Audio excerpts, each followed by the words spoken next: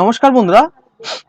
আজকে এই ভিডিওর মাধ্যমে আপনারা জানতে পারবেন যে আপনাদের যে আধার কার্ড, সেই আধার কার্ড বন্ধ হয়ে আছে না হচ্ছে কি খোলা আছে।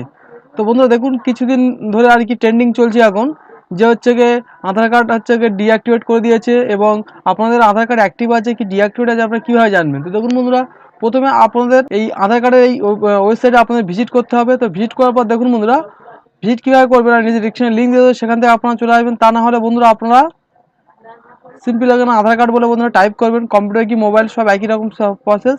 তারপর আপনারা এখানে ল্যাঙ্গুয়েজ সিলেকশন করবেন, করার পর আপনারা যে কোনো একটা ল্যাঙ্গুয়েজ সিলেক্ট করতে পারেন। তো আমি ইংলিশ করে দিচ্ছি। তারপর বন্ধু আপনারা স্ক্রল করে নিচের দিকে আসবেন।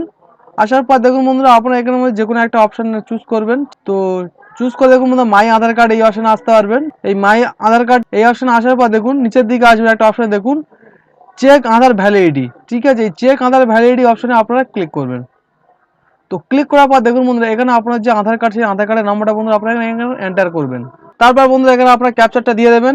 তারপর দেখুন বন্ধুরা, এই প্রসিড অপশন আপনারা ক্লিক করবেন। তো দেখুন বন্ধুরা, এই প্রসিড অপশন যখন আপনারা ক্লিক করবেন, ঠিক আছে, এই প্রসিড অপশন যখন আপনারা ক্লিক করবেন, আপনাদের এখানে হচ্ছে কি আপনাদের এই হচ্ছে দেখুন, এখানে হচ্ছে কি এক্সিস্টিং আধার নম্বর দিয়ে এক্সিস্টিং বলে লেখা থাকবে, এবং দেখুন বন্ধুরা এখানে আধার ভেরিফিকেশন কমপ্লিট বলে লেখা আছে।